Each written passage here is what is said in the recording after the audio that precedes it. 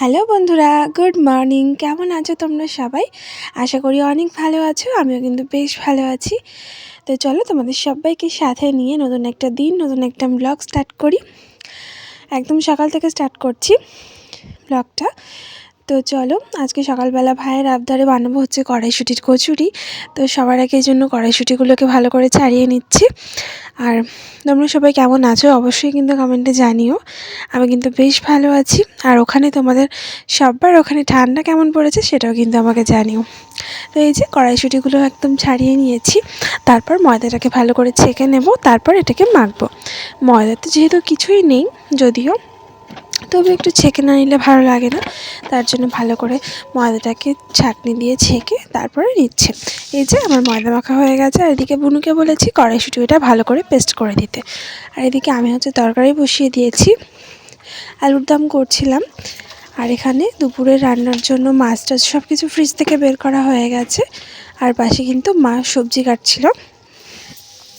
আর এই যে আমি কিন্তু কচুরি ভাজা শুরু করে দিয়েছি, ভাইরা ওদিকে খাওয়াও স্টার্ট করে দিয়েছে। আর এখানে মা হচ্ছে পুর ভরে দিচ্ছে, বুনু ভাজছে। আর সবার শেষে সব ভাজা কমপ্লিট করে তারপর আমি নিজে খেতে বসেছিলাম। তো এই হচ্ছে ফাইনাল লুক। তোমাদের কার কার কড়াইশুঁটির কচুরি ভালো লাগে আমাকে কিন্তু অবশ্যই কমেন্ট করে জানিও।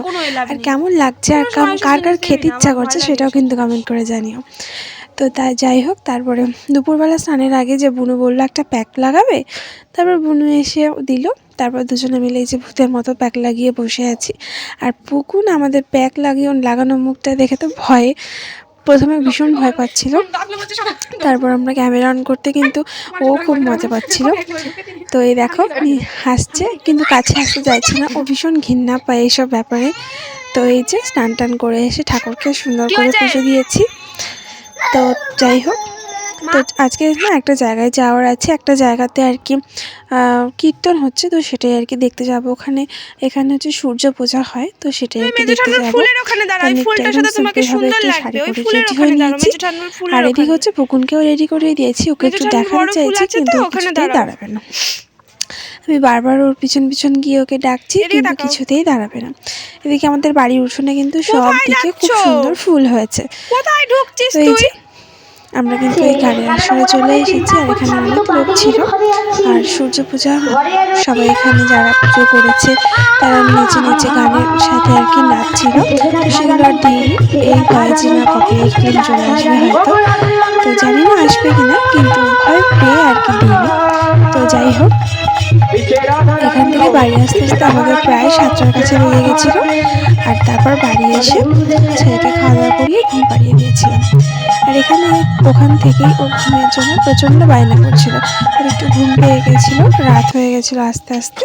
আর তারপরে এই যে বাড়ি এসে আমাদের পিঠে বানানো শুরু হয়ে গেছিলো। এখানে পাটিসাপটা বানিয়েছিলাম, আমি জীবনে ফার্স্ট টাইম ট্রাই করছিলাম। তো মাই বানিয়েছিল, আমি আর বুনু প্রথমবার ট্রাই করছিলাম। তো বেশ ভালোই উঠেছিল। তো যাই হোক, কেমন হয়েছে কেউ কোনো ক্ষুব্ধ হও না, কারণ প্রথমবার বানাচ্ছিলাম তো ভুল ত্রুটি থাকবে। আর এখানে মা হচ্ছে সরপিঠা বানাচ্ছিল, সেটাকে দুধ দিয়ে ভেজাচ্ছিল। তো যাই হোক, চলো আজকের মতন আসি, টাটা।